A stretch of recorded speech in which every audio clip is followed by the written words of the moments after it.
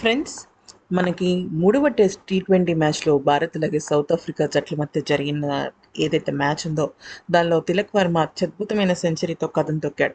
అయితే అతని సెంచరీ మొత్తం ఆటని మలుపు తిప్పింది. అయితే ఇక చిన్న వయస్కుడిగా ఇంత గొప్ప ఘనత సాధించడం నిజంగా భారత టీ20 ఫార్మాట్కు ఒక అదృష్టమనే చెప్పుకోవాలి. ఎందుకనంటే ఇప్పుడు కోహ్లీ అలాగే రోహిత్ రిటైర్ అయిన తర్వాత, అలాగే జడేజా రిటైర్ అయిన తర్వాత ఇక యువ ఆటగాళ్ళు ఖచ్చితంగా ముందుకు నడిపించాల్సి ఉంది టీ20 ఫార్మాట్‌ని. సూర్యకుమార్ యాదవ్ కెప్టెన్సీలో తిలక్ వర్మ అద్భుతమైన సెంచరీ సాధించిన నేపథ్యంలో కొంతమంది ప్రపంచ దిగ్గజ మాజీ ఆటగాళ్ళు కొంతమంది స్పందించారు. దీనిలో రికీ పాయింట్‌లకి మాట్లాడుతూ ఏమన్నారంటే, తిలక్ వర్మ ఒక అద్భుతమైన ఆటగాడు.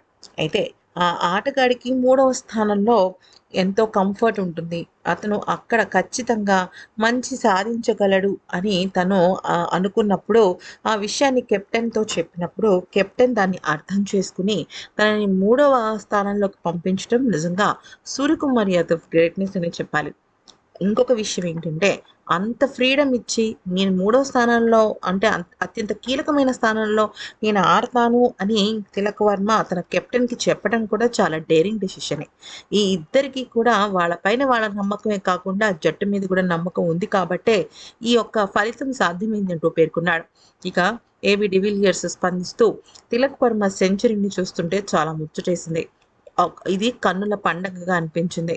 అయితే సౌత్ ఆఫ్రికా జట్టు కూడా చాలా బాగా ఆడింది. కానీ తిలక్ వర్మ లాంటి ఒక యువ రక్తాన్ని ఆపటం బహుశా ఇంకా మెలకువలు సౌత్ ఆఫ్రికా జట్టు నేర్చుకోవాలేమో అనిపించింది అంటూ పేర్కొన్నాడు. అయితే చాలా అరుదుగా క్రికెట్ మీద అంటే ముఖ్యంగా జాతీయ జట్ల మధ్య జరిగే క్రికెట్ మీద స్పందిస్తూ ఉండే నీతమ్మని ఈసారి మొదటిసారిగా ఏమని స్పందించారంటే, తిలక్ వర్మ సెంచరీకి మొదటగా కంగ్రాచ్యులేషన్స్. భారత జట్టుకు కూడా కంగ్రాచ్యులేషన్స్. ఇక ఖచ్చితంగా ఈ సిరీస్ మనదే. సౌత్ ఆఫ్రికా గడ్డ పైన రెపరెపలాడే భారత క్రికెట్ టీం ఖచ్చితంగా ఎగురుతుంది. ఇక తిలక్ వర్మ డెడికేషన్, డిటర్మినేషన్ నాకు చాలా బాగా తెలుసు. అతను ఏదైనా సాధించాలనుకుంటే ఖచ్చితంగా సాధిస్తాడు అంటూ పేర్కొంది.